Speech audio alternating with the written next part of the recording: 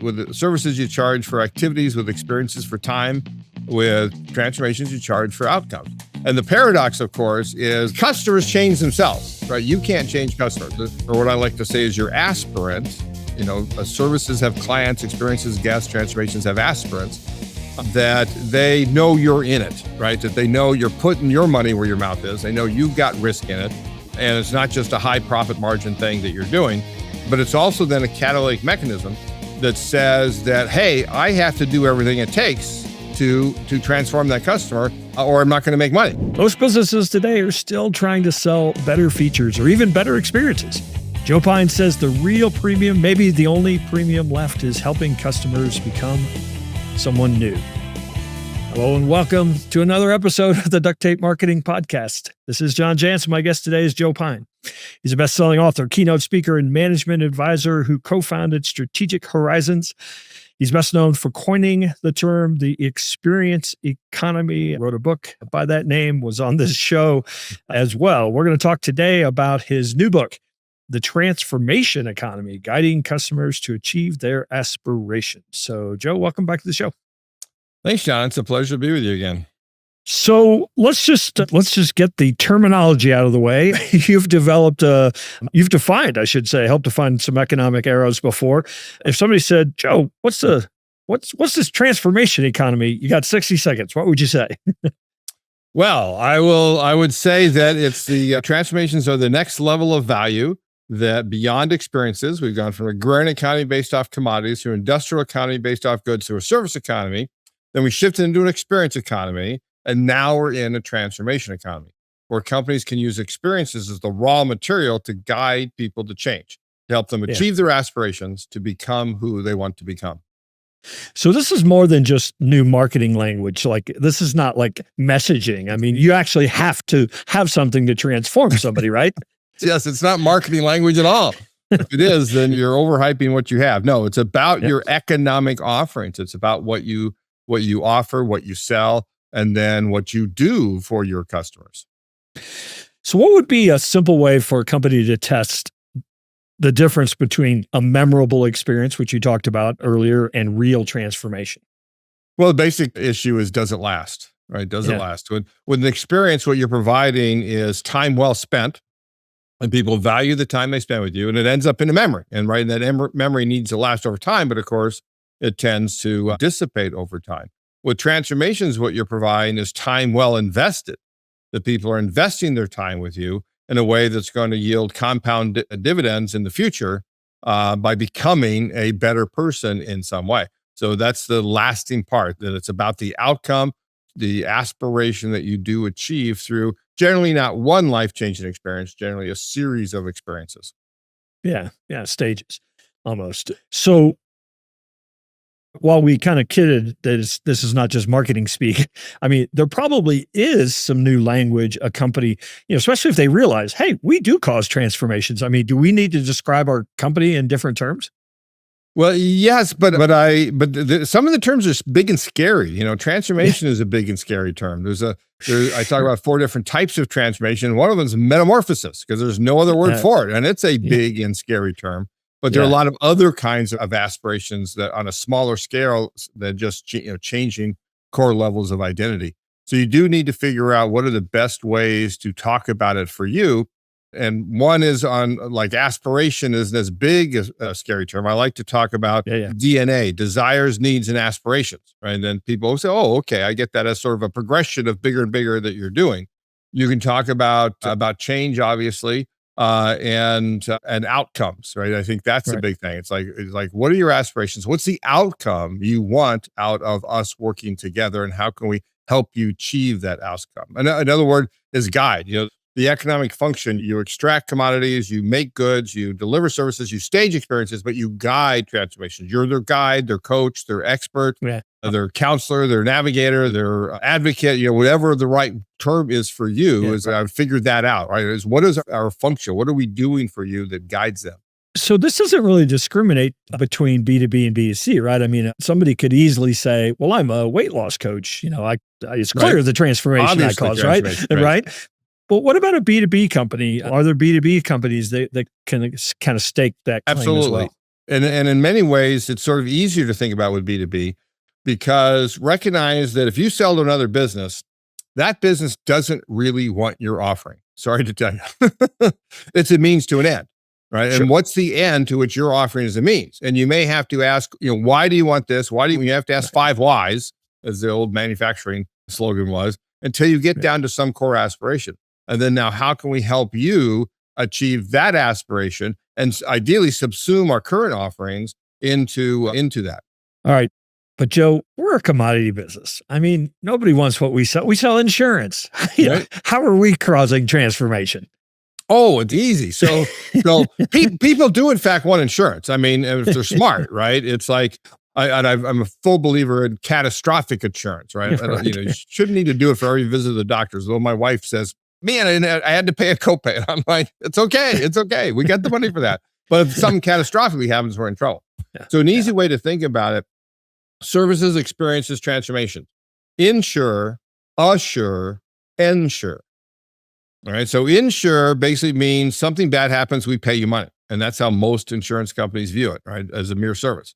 Assure means something bad happens, we make you feel better about it. We treat your emotions as well as your actual needs. We think of you at least as a whole person as opposed to a mere claimant. And then ensure is, well, how about we make the bad things not happen? How about we work with you to make you a better driver, or particularly your kids a better driver as they are learning? People are very interested in that.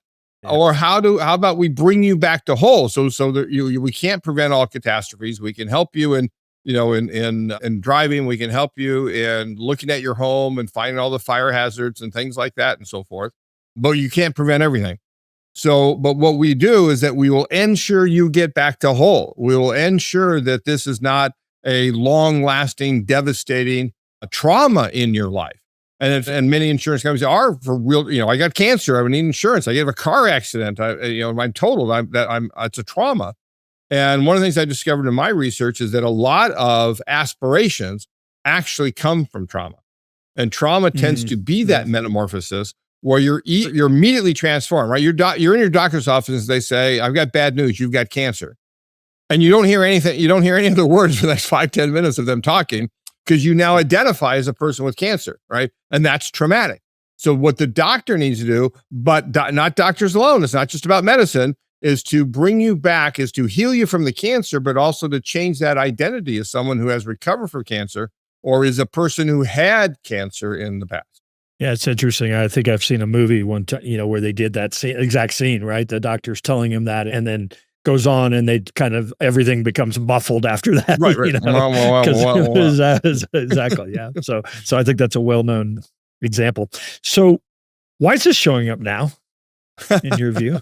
Well, so all of the economic offerings have always been around, right? Yeah. They're not a new offering, it's just newly identified, and where they become a predominant part of the economy. And so there's a number of reasons why transformations now. But one of my fundamental reasons is, surprisingly, it's because we make so much money now. We have so much abundance now that we want goods and services to be commoditized, to be bought at the lowest possible price and the greatest possible convenience, in order to spend our hard-earned money and our hard-earned time on the experiences and the transformations that we value.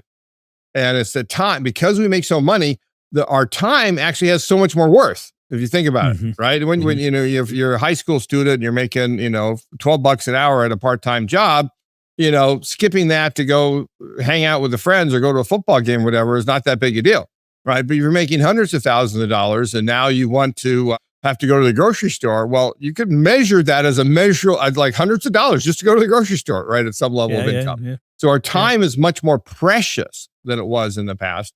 And so we want those experiences to fill that time with time well spent. And then we increasingly recognize that, hey, experiences change us. I mean, they're the only things that ever change us. We're all the product of our experiences. And so recognizing, what are these experiences doing to me, and how might I even become better at the things that I want to spend my time at, whether that's family relationships, whether that's golfing, whether, at work as well, a lot of those coaches we hire for work and so forth, right? All of that matters much more than it did in the past.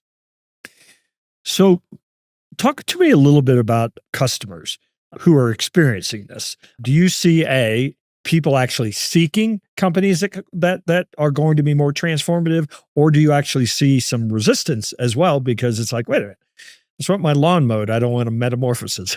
Right, right. There is some resistance, but and then there's all, if you know the hero's journey, you heard of that, right? There's this, which is the refusal of the call, right? And it may be, well, I don't have enough time to do it. And like you said, it may be, this isn't the right company for it, right? They may be offering it, but it's not the right company for me.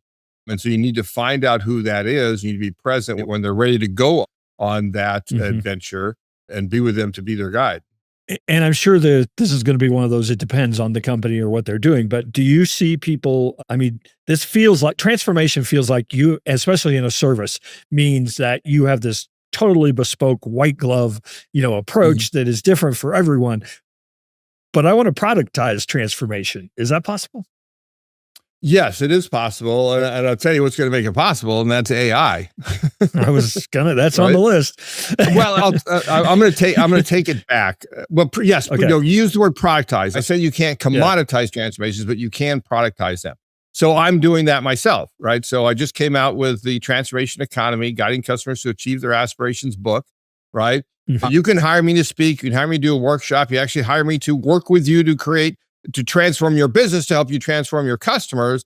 But I productize it into a book for $32, right? Why? Because I want to reach a lot of people and have them do things even without my involvement. But then also we just came out with the Transformation Toolkit, to be able to take the ideas and frameworks in there and be able to work on them even without my help. It's a $495 offering, but it's a lot cheaper than hiring me personally to be there. And so that's productization. And then again, AI will, because particularly I think of transformations as 3 stages: diagnosis, who is this customer, what do they want to become? Then you design the set of experiences, not that monotonically increase. There's always regress as well as progress. You have to sense and respond to what's going on. And then you achieve your aspiration, you have to have follow through, which is ensure that the transformation takes hold, that it's sustained through time. What a lot of companies do is say, okay, you got it. You lost your 30 pounds.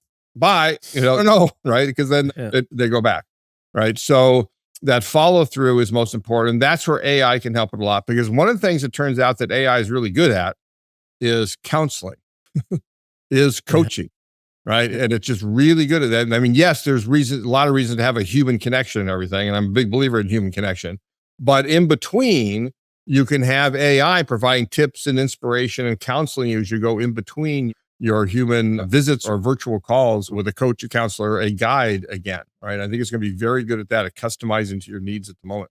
What happens to stuff like pricing models, guarantees, risk sharing? If we're promising something that's an outcome for somebody that's unique to them, what does that do to all the normal kind of models of business? Yeah, well, it does change things. If you promise an outcome, you need to charge for the outcome, right? So that is what you charge. With the services, you charge for activities; with experiences, for time; with transformations, you charge for outcomes. And the paradox, of course, is that while you want to charge an outcome, and the most prevalent way I've seen is with a transformation guarantee, that you get some or all of your fees back if you don't achieve your aspiration. But the paradox is that you can't actually guarantee it because customers change themselves, right? You can't change customers. As the old saying goes, you can lead a horse to water, but you can't make it drink. But what a guarantee is, one, it knows that your customer, what I like to say is your aspirant, services have clients, experiences, guests, transformations have aspirants, that they know you're in it, right? That they know you're putting your money where your mouth is. They know you've got risk in it. And it's not just a high profit margin thing that you're doing, but it's also then a catalytic mechanism that says that, hey, I have to do everything it takes to transform that customer, or I'm not going to make money, right? Even if you're only charging it for a portion, that's all profit that you're charging for. And so you then start to do things differently. You approach things differently. You have different processes and so forth to help ensure that transformation occurs, and then ideally that it sustains through time. So you answered half of what I was going to ask now is what should leaders measure to know? I mean, first off, you have to have the signs, right? Yes, transformation is happening to this person or this business, but then you also probably have to have some way to collect data on that, right? I mean, I know it sounds really simple, but a lot of people don't have that loop. Right. Some guarantees are purely qualitative. right? Yeah. It's like, did we do what we said we do? Did you do? Right. Did you get out of it you want, right? Right. Others are quantitative. Some of them are sort of very easy to measure. For example, I know, Texas State Technical College in Waco, Texas offers a tuition guarantee. If you graduate and don't get a job within 4 months or 6 months, you get your tuition back. Very easy. One thing we got to measure. Others, it's like, well, to what extent did I lower my costs, or did I increase my market cap? If you're a B2B, to what extent if I improve my handicap? Well, that's easy to measure. But my tennis game, there's no measurement for tennis, how much you've improved. So it can be very difficult in those situations. All right, so I'm going to come back to marketing. I know you're trying to lead me away from it, but I'm coming back to messaging. So if before I've been saying, here's what you're buying, and now I'm going to say, here's what you're going to become. Don't I need another message? Yes. I mean, yes, you do need another message. You need to make sure, this is true in all cases, but especially too in transformations, you need to make sure that your marketing doesn't get ahead of the actuality, right? Yeah. Something we talked about in our book on authenticity, because what we say we say advertising is a phoniness generating machine, because you can't help but exaggerate what your offering really is when you advertise. Yeah. But in terms of the promotion of it, you need to make it sort of clear what they are getting out of it. And they say, all branding is a promise, right? So it's a promise of an outcome. So yes, make that promise. Be sure you can first operationally do it, but make that promise. The guarantee makes it then easy to be able to sell that promise. Another marketing thing I'll give you, John, is I got a little box in there on what I'm now calling, after Bob Rogers, a friend that gave the term to me, invitational transformations. That what you can do with marketing is create an invitational transformation. So the biggest way to see it is what I call marketing experiences. Think about things like the Guinness Storehouse in Dublin, the Heineken experience in Amsterdam, the Johnny Walker Princess Street experience in Edinburgh. And each of those are marketing experiences. Seems to be a theme there. There is actually. You talk about the world of Coca-Cola to get into non-alcoholic drinks, but there's Ferrari World, Volkswagen Autostadt. There's all tons of these. B2B, there's the Tomahawk Experience Center for Case Construction Company in Wisconsin. And on the consumer side, all those ones I mentioned are admission fees, experiences. They turn marketing from a cost center into a profit center, because they get customers to pay them to sell to them to get them to drink more Guinness or Heineken or whiskey or whatever it might be. Buy the hat, right. But also with Bob Rogers, who designed Guinness Storehouse, Heineken Experience, and Johnny Walker's Princess Street, and World of Coca-Cola, I think, at BRC Imagination Arts. He told me he likes to think of them as invitational transformations. I'm inviting you to come in and immerse yourselves in my brand. Well, first, my category, whether it's whiskey or beer or what, I immerse myself in yourself in my category, and then in my brand. And I'm going to show you what a wonderful category it is. I'm going to show you how wonderful we are as a brand. I'm going to let you experience my products, right, with tasting and so forth. Or at Case, it's driving all the earth moving equipment. And knowing that if you get customers to experience your product, the chances they buy it go up. But if they buy it, then they may begin to identify, I didn't like whiskey before, but I like whiskey. I am a whiskey drinker, right? That's a transformation. When you say, I am X, I am a whiskey drinker, right? That's a transformation. Then you may go further and say, I'm a Johnny Walker whiskey drinker, right? Now you identify with the brand, right? And that's big. That's where you can become what my friend Eddie Yoon calls super consumers. That don't just buy more from you, they tell everybody about it, and they convert other people into consumers. And if you create a great experience, all of that is possible. Yeah, they get the tattoo, right? Right, exactly.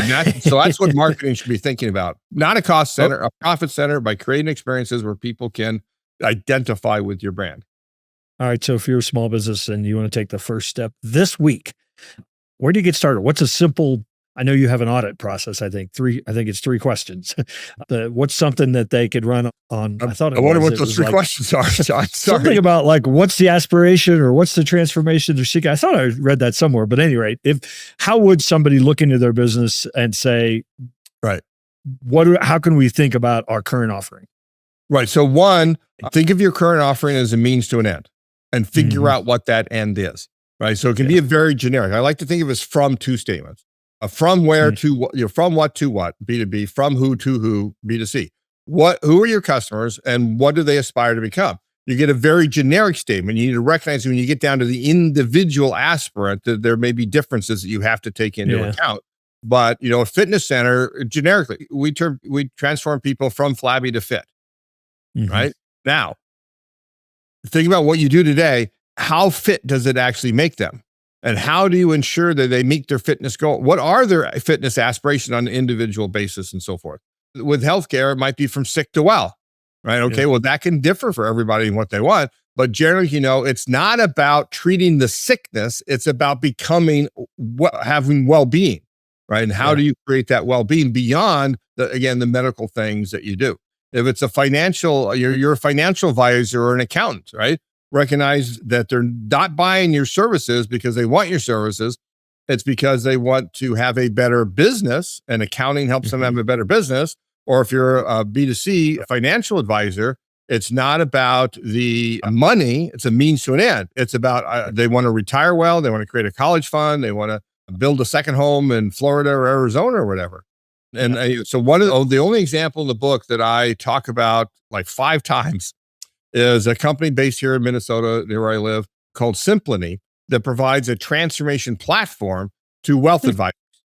So that and it's focused on the life and legacy. I love that term, the life and legacy of what the end client wants, as opposed to just the money, and provides a wonderful system for them to be able to do that. They call it, what do they call it? It's advice at the speed of conversation, because you say, well, I'm thinking about this, and instantly your plan changes and say, well, this is what it would be if you wanted to do that, right? This increases your chances of having the money you want in retirement and leaving the legacy that you want when you die, or it decreases it by this much. Can I live with that much? Yeah, I can live with that chance. So let's go. One of the things that I think is going to be a side effect from people reading your book is if somebody's already decided, yes, I want to do this from to, I think we do this from to, they're probably going to also then start saying, what's going to have to happen to make sure that we're doing that, right? We need a better onboarding. We need a better, check-in system. We need better follow-through, right? I mean, so we start improving every bit of the business, don't we? Yes, and that's where that charging for outcomes becomes that catalytic mechanism. Okay, now how do we go about doing this and ensuring that they get the aspirations achieved that they want? You need to think also about the customizing aspect of that. All of this relates to my first book on mass customization, about efficiently serving customers uniquely. So you can think about, are there transformation platforms out there that I can use? And there are many. I know many in education, for example, Echo 360. These are all mentioned in the book. In coaching, there's BetterUp, which is a great transformation platform, and others that you can use. And how do I modularize my offering so that I can do different things at different times based on how I'm sensing and responding to what my client is feeling right now, what they're going through right now, where they are on that transformation journey. And so design that journey. I have one in the book modeled after the hero's journey that takes you through all the steps that you need to do. And in particular, have the diagnosis, have the set of experiences, have the follow through. Don't think you're done once they say I've changed, right? How they got to sustain that change. Yeah. Awesome. Well, Joe, it was great having you back, spending a few minutes with you. Where do you want to invite people to connect with you or find out more about the transformation economy and ways that they can apply it? You can always connect with me on LinkedIn at Joe Pine. And then our website is Strategic Horizons with an S, strategichorizons.com. We actually have a page dedicated called /integration about how you can take these ideas and integrate them into your business, and includes all the different offerings we have, including the toolkit and one-on-one coaching, and then speeches and workshops and whatnot. Awesome. Again, great visiting with you. Another amazing work. And hopefully we'll run into you one of these days out there on the road. I appreciate that. I'd love to.